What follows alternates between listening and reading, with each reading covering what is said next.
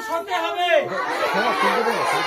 আমরা ভালো কাজ করব, আমরা মানুষের পাশে দাঁড়াবো, আমরা মানুষের বিপদে দাঁড়াবো, আমরা মানুষের দুঃখে দাঁড়াবো, আমরা ভালো মানুষ হব, আমরা স্বামী বিবেকানন্দের মতো হব,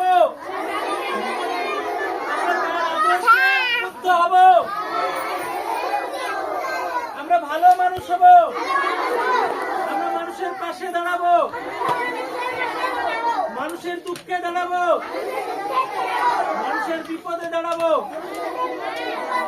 আজ স্বামী বিবেকানন্দের জন্মদিনে তার চরণে সবাই হাত করো, প্রণাম জানাই।